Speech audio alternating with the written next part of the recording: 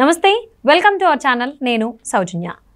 ఎన్నికలు వస్తున్నటువంటి నేపథ్యంలో జగన్మోహన్ రెడ్డి ప్రచార సభలను నిర్వహించడం జరుగుతుంది. సో ప్రచార సభల్లో ఆయన కొన్ని స్పీచ్లు కూడా ఇస్తూ ఉన్నారు. సో అవే ఆయనకి మెడకు చుట్టుకోబోతున్నాయా, రాబోయేటువంటి రోజుల్లో ఆయనకే శాపంగా మారబోతున్నాయా? ఈ అంశానికి సంబంధించి మనతో మాట్లాడడానికి, వారి విశ్లేషణని మనతో పంచుకోవడానికి ఈరోజు మనతో పాటు ఉన్నారు senior political analyst Rajesh Appasani గారు ఉన్నారు. వారితో మాట్లాడదాం. నమస్తే అండి. సో ప్రచార సభల్లో జగన్మోహన్ రెడ్డి ఏవైతే మాట్లాడుతూ ఉన్నారో సో అవే ఆయన మెడకు చుట్టుకోబోతున్నాయా అని చెప్పేసి చాలామంది అభిప్రాయపడుతూ ఉన్నారు. సో ఆయన మాట్లాడుతున్న మాటలు ఏంటి, ఏవి ఆయన మెడకు చుట్టుకోబోతున్నాయి అంటారు? 2019 మే 30 తారీఖు పదవి బాధ్యతలు చేపట్టిన జగన్మోహన్ రెడ్డి గారు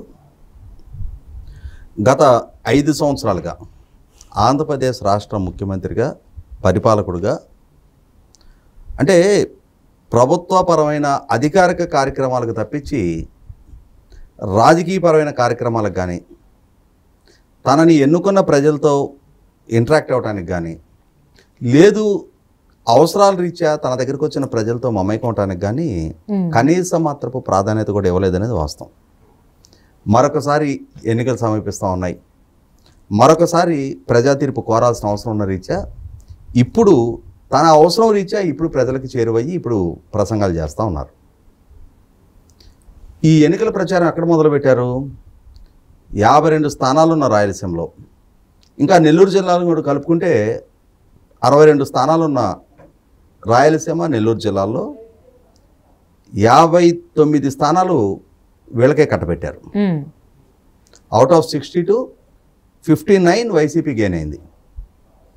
అంతటి థంపింగ్ మెజారిటీ విజయం కట్టబెట్టిన రాయలసీమ, నెల్లూరు ప్రాంతాలను లక్ష్యంగా చేసుకొని జగన్మోహన్ రెడ్డి గారు ఎన్నికల ప్రచారం మేమంతా సిద్ధం అనే పేరుతోటి సభలు నిర్వహిస్తూ 21 రోజుల పాటు పర్యటించడానికి సిద్ధపడి వచ్చారు. ఇప్పుడు బస్సు యాత్ర, ఒక బుల్లెట్ ప్రూఫ్ బస్సును ఎంగేజ్ చేసుకొని దాని ద్వారా పర్యటిస్తున్నారు.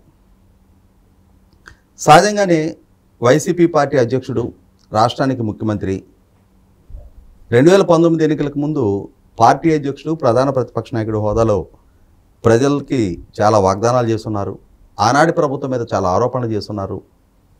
ఆ ప్రచార ప్రభావంతో ప్రజలు ఈయనకి ఓట్లేశారు. ఈయన కూడా ఊహించినంతటి మెజార్టీ కట్టబెట్టారు. మరి 5 సంవత్సరాల పాలకుడిగా ఆయన పనితీరుని పరిగణలోకి తీసుకుంటారు కదా ప్రజలు. అదే సందర్భంలో మరొకసారి ఎన్నికలకి వెళ్తున్నారు.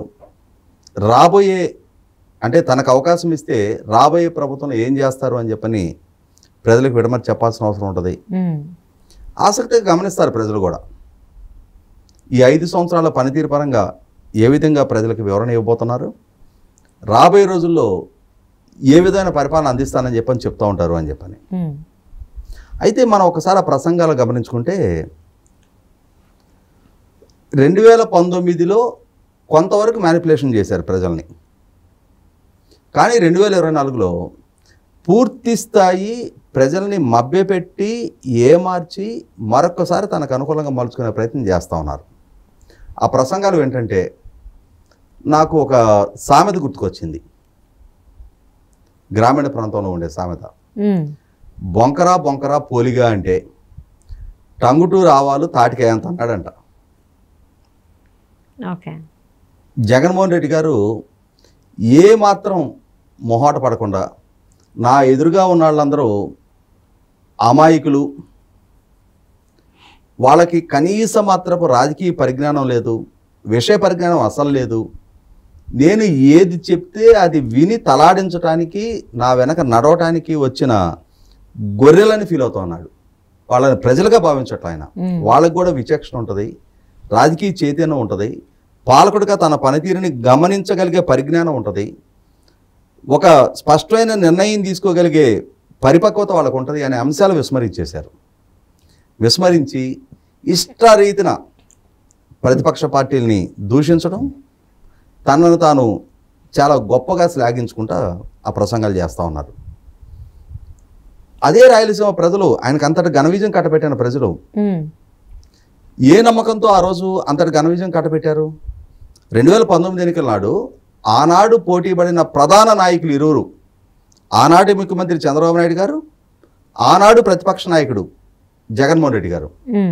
అంటే ప్రతిపక్ష నాయకుడు అని అంటే, ప్రధాన ప్రతిపక్ష నాయకుడు అని అంటే సీఎం ఇన్ వెయిటింగ్, అంటే chief minister in waiting.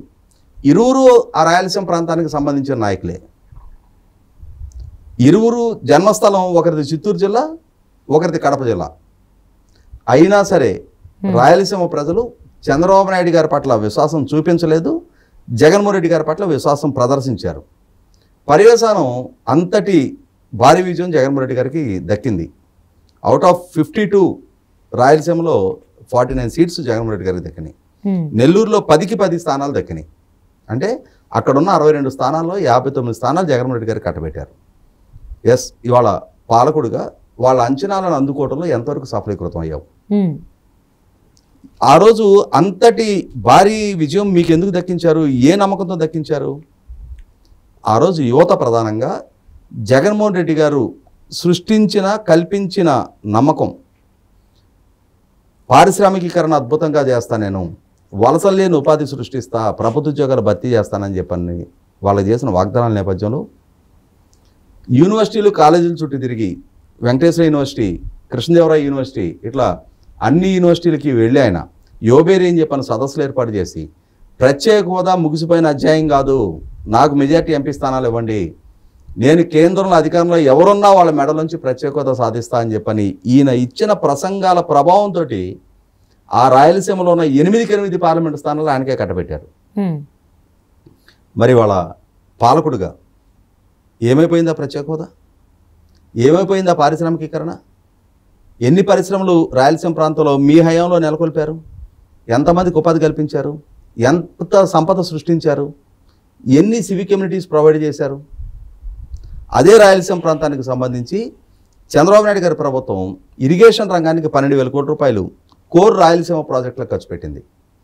Jaganmohan Reddy గారి ప్రభుత్వ హయాంలో కేవలం 2,000 కోట్లు, 1/6. అంటే చంద్రబాబు నాయుడు గారు ఖర్చు పెట్టిన దాంట్లో 1/6 షేర్ మాత్రం ఖర్చు పెట్టారు. కానీ బడ్జెట్లో చాలా గణనీయంగా అంకెలు కేటాయింపులు చేశారు. కానీ ఎలకేషన్ లేదు, ఖర్చు లేదు. బడ్జెట్ అంకెలు చూసి తృప్తి పడే పరిస్థితుల్లో రాయలసీమ ప్రజలు ఉన్నారా? వాళ్ళకి కళ్ళ ముందు ప్రాజెక్టులు గ్రౌండింగ్ ఐడియా లేదా చూసి తెలుసుకునే పరిజ్ఞానం లేదా? ఈ మధ్యకాలంలో ఇరిగేషన్ ప్రాజెక్టుల విధ్వంసం పేరిట చంద్రబాబు నాయుడు గారు స్వయంగా రాయలసీమ ప్రాంతంలో ఏ ప్రాజెక్టుల పురోగతి ఏ స్థాయిలో ఉంది, తన హయాంలో ఎంత ఖర్చు పెట్టాం, తన హయాంలో పన్నులు ఎంత స్థాయిలో పురోగతి సాధించినాయి, జగన్మోహన్ రెడ్డి గారి హయాంలో ఒకసారి అధికార మార్పిడి జరిగిన 5 సంవత్సరాల్లో ఏ ప్రాజెక్ట్ ఏ స్థాయిలో పురోగతి సాధించింది అని చెప్పని ప్రాజెక్టుకి వెళ్ళి పవర్ పాయింట్ ప్రజెంటేషన్లు ఇచ్చారు. ఇవన్నీ ప్రజలు నిశ్చితంగా గమనించుకుంటా ఉన్నారు. అదే సందర్భంలో గత ప్రభుత్వ హయాంలో ఎన్ని విద్యా సంస్థలు రాయలసీమలో గ్రౌండింగ్ అని, తిరుపతిలో ఐఐటి, ఐజర్, అనంతపూర్లో సెంట్రల్ యూనివర్సిటీ, కర్నూలులో ఉర్దూ యూనివర్సిటీ, IIIT, అట్లాగే కడప జిల్లాలో ఆల్రెడీ ఎగ్జిస్టింగ్ IIIT ఉంది అక్కడ. ఇటువంటి పరిస్థితుల్లో రాయలసీమ ప్రాంతంలో విద్యా సంస్థలను అదనంగా నెలకొల్పారా? లేవు. పరిశ్రమలను అదనంగా కొత్తవి తీసుకొచ్చి ఎస్టాబ్లిష్ చేశారా? లేవు. గత ప్రభుత్వ హయాంలో గ్రౌండింగ్ అవ్వటానికి సిద్ధపడిన కంపెనీలు అంటే రిలయన్స్ వాళ్ళకి 150 ఎకరాలు రేణిగుంట దగ్గర భూమి కేటాయింపు జరిగింది.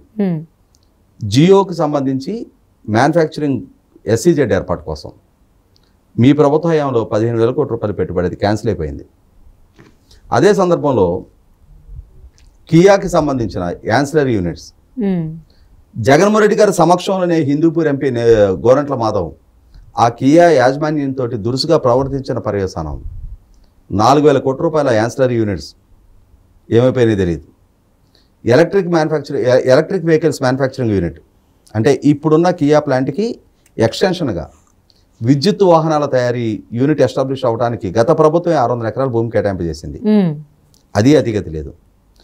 పైగా చిత్తూరు జిల్లాలో గ్రామీణ ప్రాంతంలో ఎస్టాబ్లిష్ అయ్యి దశాబ్దాల పరంగా 3.5 దశాబ్దాలుగా అక్కడ 40-50 వేల మంది ప్రజలకి ప్రత్యక్షంగాను పరోక్షంగాను ఉపాధి కల్పిస్తున్న అమర్రాజా బ్యాటరీస్ని పొల్యూషన్ కంట్రోల్ బోర్డు చేత వేధింపులకు గురి చేసి దాన్ని మూయించాలి అని చెప్పని చూసిన పర్యవసానం లిథియం బ్యాటరీ యూనిట్.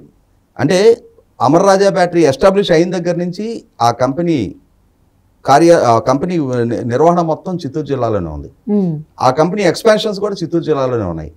కానీ మొట్టమొదటిసారిగా ఈ జగన్మోహన్ రెడ్డి గారి నిర్వాహక పర్యవసానం 9,500 కోట్ల రూపాయల పెట్టుబడులు తెలంగాణకు తరలిపోయినాయి. ఇవి ఆ రాయలసీమ ప్రజలు స్పష్టంగా గమనించుకుంటా ఉన్నారు. జగన్మోహన్ రెడ్డి గారి పరిపాలనా హయాంలో రాయలసీమకి మేలు జరగకపోగా కీడు జరిగింది. రాయలసీమ ప్రాంత వైసీపీ నాయకులు అనంతపూర్ జిల్లాలో రాప్తాడు ఎమ్మెల్యే తోపుదుర్తి ప్రకాష్ రెడ్డి అక్కడ ఎస్టాబ్లిష్ అవ్వాల్సిన జాకీ అండర్ గార్మెంట్ యూనిట్ని వాళ్ళని డబ్బులు డిమాండ్ చేసిన పర్యవసానం అది కూడా తెలంగాణకు తరలిపోవడం జరిగింది. అదే జిల్లాలో ధర్మవరం ఎమ్మెల్యే కేతిరెడ్డి వెంకటరామరెడ్డి ఒక సోలార్ ప్లాంట్ యాజమాన్యాన్ని బెదిరించి సోలార్ ప్లాంట్ ఎస్టాబ్లిష్మెంట్ కోసం తీసుకున్న భూముల్ని తన కుటుంబం పేరు మీద బదలాయింపు చేసుకోవడం జరిగింది. మంత్రిగా ఉన్న ఉషాశ్రీ చరణ్ వాళ్ళ భర్త కూడా ఇంకొక సోలార్ ప్లాంట్ యాజమాన్యానికి సంబంధించిన భూముల్ని వాళ్ళ కుటుంబం పేరు మీద బదలాయింపు చేసుకోవడం జరిగింది. అంటే ఇంత నిస్సిగ్గుగా పరిశ్రమలు నెలకొల్పకపోగా వాళ్ళకి సంబంధించిన మౌలిక వసతుల్ని భూముల్ని కూడా ఈ అధికార పార్టీ నాయకులు గుంజేసుకుంటుంటే మౌన ప్రేక్షక పాత్ర వహిస్తూ వచ్చిన జగన్మోహన్ రెడ్డి గారు ఇది రాయలసీమ ప్రజలకు జరుగుతున్న అన్యాయం అని గుర్తెరగని జగన్మోహన్ రెడ్డి గారు తన నాయకులు ఏం చేసినా సరే చెల్లుబాటు అవుద్ది అని చెప్పని చూస్తూ ఊరుకున్న జగన్మోహన్ రెడ్డి గారు ఇవాళ ఎన్నికలు సమీపిస్తుండగా వచ్చి ఇప్పుడు అసత్యాలతోటి ప్రజల్ని ఏమార్చగలను అనుకుంటే ప్రజలు ఏమార్చడానికి సిద్ధంగా లేరు. ఇరిగేషన్ పరంగా, పరిశ్రమల పరంగా, విద్యా సంస్థల పరంగా గత ప్రభుత్వం చూపిన చొరవ చూపలేని జగన్మోహన్ రెడ్డి గారి వాళ్ళ అదే రాయలసీమ ప్రజల నమ్మకాన్ని కోల్పోయారనేది వాస్తవం. మరింత విస్తుగొలిపే అంశం ఏంటి అంటే ఆయన వివేకానంద రెడ్డి గారి హత్యకి గురించి ఎంత తక్కువ మాట్లాడితే ఆయనకు అంత పరువు నిలబడే అంశం. కానీ ఆయనే స్వయంగా వివేకానంద రెడ్డి గారి హత్య గురించి ప్రస్తావిస్తా ఓ పక్కన సిబిఐ హత్య కేసు అక్యూజ్డ్గా నిర్ధారించిన అవినాష్ రెడ్డిని అభ్యర్థిగా పక్కన పెట్టుకొని హత్య కావింపబడిన వివేకానంద రెడ్డి గారి కుమార్తె మీద నిందలు మోపుతూ తన సొంత సోదరి షర్మిల గారి మీద నిందలు మోపుతా వాళ్ళు కూడా చంద్రబాబు నాయుడు తోటి కుమ్ముక్కు అయ్యారు అని చెప్పని ఆరోపణలు చేస్తా తాను మాత్రం అమాయకుణ్ణి, ఆణిముత్యాన్ని, స్వాతిముత్యాన్ని అని చెప్పిన ప్రజలని భ్రమింపజేసే ప్రయత్నం చేస్తున్న తీరు అదే రాయలసీమ ప్రజలలో యావింపు కలిగిస్తూ ఉంది. నీ ఇంటి ఆడబిడ్డలను కాపాడలేని, కుటుంబ సంబంధాలకు విలువ ఇవ్వలేని, సొంత చిన్నాన్న దారుణ హత్యకు గురైతే ఆ హత్య కేసు అక్యూజ్డ్ని కాపాడే ప్రయత్నం చేస్తున్న నీ నైజం, నీ వైఖరి ఇవాళ రాయలసీమ ప్రజల ముందు ఎక్స్పోజ్ అవుతూ ఉంది. ఇటువంటి నేపథ్యంలోనే సూటిగా స్పష్టంగా డాక్టర్ సునీత గారు మీడియాలోకి వచ్చి చేస్తున్న అప్పీల్ని అదే కడప జిల్లా ప్రజలు చాలా నిశ్చితంగా గమనిస్తూ ఉన్నారు, పరిగణలోకి తీసుకుంటూ ఉన్నారు. షర్మిల గారు తనకు ఎదురవుతున్న అవమానాన్ని ప్రస్తావిస్తుంటే అదే కడప జిల్లా ప్రజలు కన్సర్న్ చూపిస్తూ ఉన్నారు. దశాబ్దాల తరబడి ఏ ప్రజలైతే రాజశేఖర రెడ్డి గారిని, వివేకానంద రెడ్డి గారిని, విజయలక్ష్మి గారిని, జగన్మోహన్ రెడ్డి గారిని ఆదరిస్తూ వచ్చారో దాదాపుగా 1978 నుంచి 2024 వరకు 46 సంవత్సరాలుగా పెట్టని కోటలాగా వాళ్ళ కుటుంబానికి అధికారాన్ని అప్పజెప్తూ వచ్చారు. వాళ్ళకి చట్టసభల్లో స్థానం కల్పిస్తూ వచ్చిన ప్రజలు ఉన్నారు. అదే ప్రజలు వాళ్ళ జగన్మోహన్ రెడ్డి గారి ఈ పాలనా తీరు, ఆయన వైద్యం, ముఖ్యంగా ఆయన వ్యక్తిత్వం ఇది నమ్మదగింది కాదు అన్న ప్రజల్లో ఏర్పడిన భావన. నాయకుడికి క్రెడిబిలిటీ అవసరం.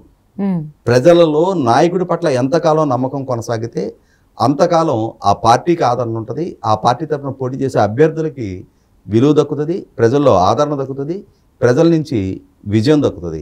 ఎప్పుడైతే నాయకుడే విశ్వాసం కోల్పోతాడో, నాయకుడే క్రెడిబిలిటీ లూజ్ అవుతాడో, నాయకుడి మాటని ప్రజలు విశ్వసించదగ్గ వాటిగా పరిగణిస్తారో ఆ రోజున ఆ నాయకుడికి, ఆ పార్టీకి, ఆ శ్రేణులకి, వాళ్ళని నమ్ముకొని పోటీ చేస్తున్న అభ్యర్థులకి కూడా వాళ్ళ రాజకీయ జీవితానికి ఫుల్ స్టాప్ పడినట్టే.